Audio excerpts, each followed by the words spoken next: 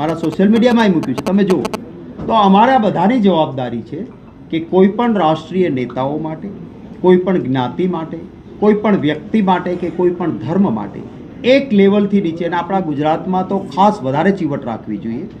અને બોલાયા પછી જે રીતનો અભિગમ દાખલા તરીકે રૂપાલાજીએ રાખ્યો, એમણે અગાઉ આવું વારંવાર કર્યું છે. લેઉવા પટેલ માટે, બનાસકાંઠામાં માલધારી માટે, પછી દલિત ભાઈઓ માટે આવું વારંવાર એ કરતા આવ્યા છે. પછી પણ પસ્તાવો નહીં, નહીંતર હા પસ્તાવો વિપુલ ઝરણું સ્વર્ગથી ઉતરું, પાપી તેમાં ડૂબકી જેવી પુણ્યશાળી બને. હું ક્યારેય માફી માંગતો નથી, પક્ષને નુકસાન જાય છે એટલે આ કંઈ માફી કહેવાય.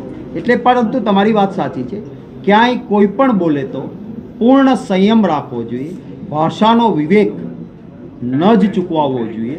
અમારી કોશિશ રહે છે કે ભાષાનો વિવેક, અને હું મારા તમામ સાથીઓને, મારા મિત્રોને, કાર્યકર્તાઓને વિનંતી કરીશ કે સામૂહિક વ્યક્તિ ગમે તે કરે તો પણ, ભલે અમિતભાઈ શાહની વિડીયો હોય કે ગાંધીજી ચતુર બન્યા થા, એ બોલે ભલે બોલે, આપણાથી આવું ના બોલાય.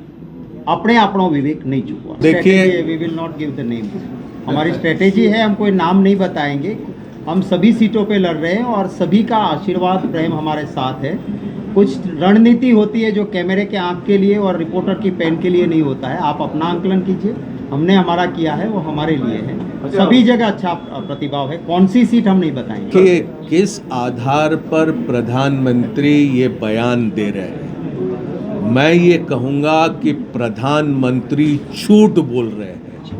प्रधानमंत्री ने कांग्रेस का घोषणा पत्र पढ़ा ही नहीं, और पढ़ा है तो वो समझ नहीं पाए. खरगे साहब ने प्रधानमंत्री को एक लंबी चिट्ठी लिखी.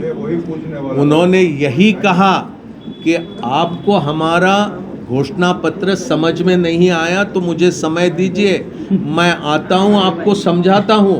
और अगर समझ कर भी नरेंद्र मोदी अगर ना समझ बनते हैं तो मैं समझता हूँ कि ये बहुत बड़ा पाप है, ये मुल्क के साथ धोखा है. प्रधानमंत्री से कोई भी झूठ की उम्मीद नहीं करता. हम समझते हैं कि इससे पहले के अनेकों प्रधानमंत्री हमने देखे, ऐसा कभी भी कोई प्रधानमंत्री हमने नहीं देखा जो झूठ के बुनियाद पर राजनीति करेंगे और झूठ के बुनियाद पर सत्ता में आने की कोशिश करेंगे. देखिए, समय समय पर आरक्षण के विभिन्न पहलुओं पर चर्चा होते रही है. हमारा जो आज तक के का प्रयास रहा है वो सामाजिक और आर्थिक दृष्टि से जो पीछे रहे हैं, जो वंचित रहे हैं, जो पीड़ित रहे हैं, इनको बराबरी का हक मिले. आज भी हमने हमारे न्याय पत्र में ये कहा है कि हमारे समाज का सामान्य वर्ग का वो नौजवान जो गरीब परिवार से आता है, जो पिछड़ा हुआ है, जिसे समान अवसर नहीं मिलते, उसको रोजगार में, उसको शिक्षा की संस्थाओं में हम 10% आरक्षण देने का काम करेंगे, ताकि समाज में सामान्य वर्ग का गरीब व्यक्ति भी आगे बढ़ने का फायदा ले सके. તમારી વાત સાચી છે. વડોદરામાં અને સાબરકાંઠામાં ભારતીય જનતા પાર્ટીના ઉમેદવારોએ પહેલાં એના નામ જાહેર થયા હતા, ભારતીય જનતા પાર્ટીએ કર્યા હતા. એ લોકો 5-5 લાખથી જીતવાના હતા. એમણે કર્યા પછી કમલમમાં કકળાટ થયો.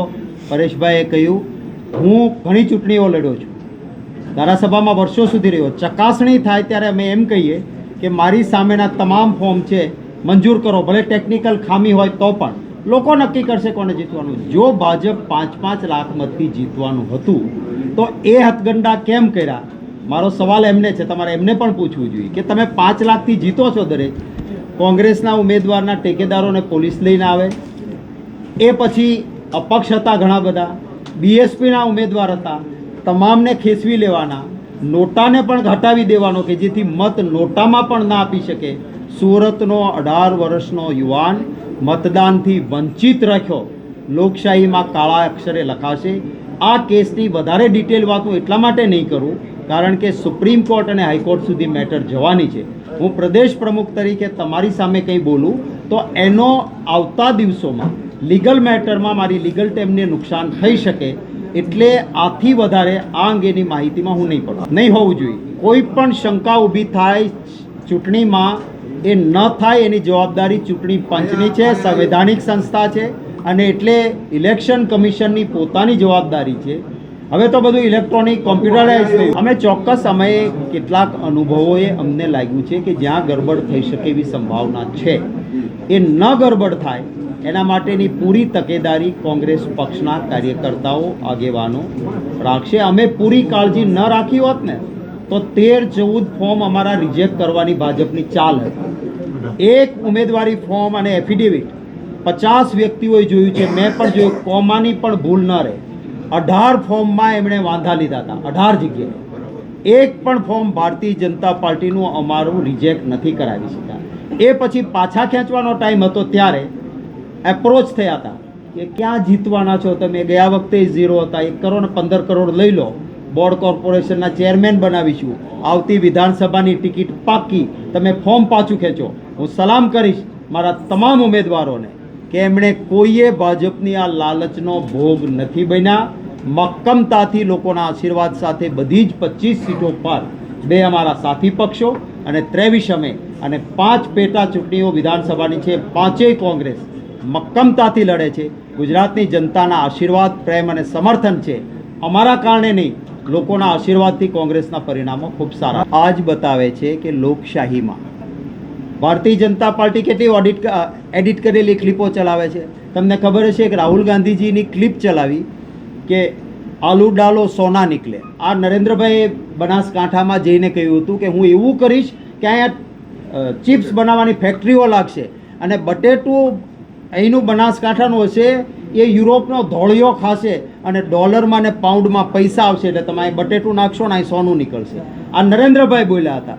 એ જ વસ્તુ રાહુલ ગાંધીજીએ પોતાની સ્પીચમાં કહી કે આવું મુખ્યમંત્રીએ કહ્યું હતું, પણ ફેક્ટરી ના લાગી.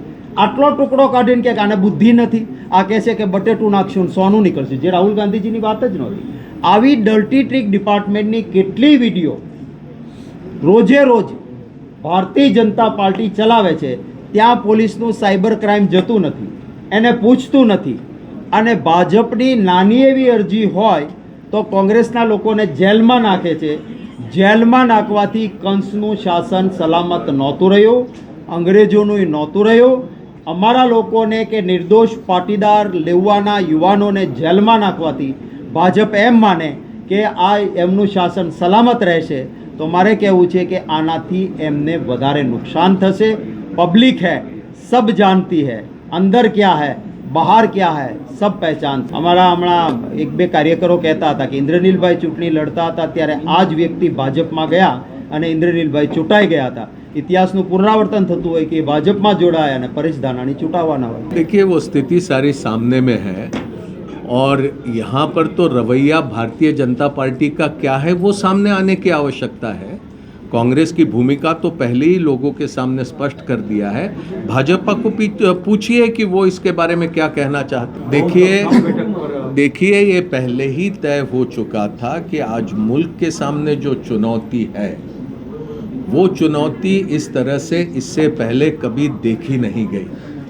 एक तरह से ये कहना होगा कि ये चुनाव में अगर भारतीय जनता पार्टी किसी तरह से अगर सफल हो जाती है तो संविधान खत्म किया जाएगा, भारत का लोकतंत्र खतरे में आ जाएगा. एक तरह से देखा जाए तो आज ही लोकतंत्र कहाँ है. ये तो तानाशाह जिस तरह से राज करते हैं, एक तानाशाही व्यवस्था में हम अपनी जिंदगी बसर कर रहे हैं. ऐसा लोकतंत्र में नहीं होता है जैसा आज वर्तमान में हिंदुस्तान में हो रहा है. और इसीलिए हमने ये तय किया कि तमाम वो दल जो भारत के संविधान के प्रति पूरी तरह से समर्पित है, भारत के लोकतंत्र की रक्षा करने के लिए जो पूरी तरह से कटिबद्ध है, ऐसे तमाम राजनीतिक दलों को हम साथ में लेकर ये चुनाव लड़ेंगे. और इसीलिए कांग्रेस पूरी सीटों पर नहीं लड़ रही, मित्र दलों को कुछ सीटें दिया और कुछ सीटों पर कांग्रेस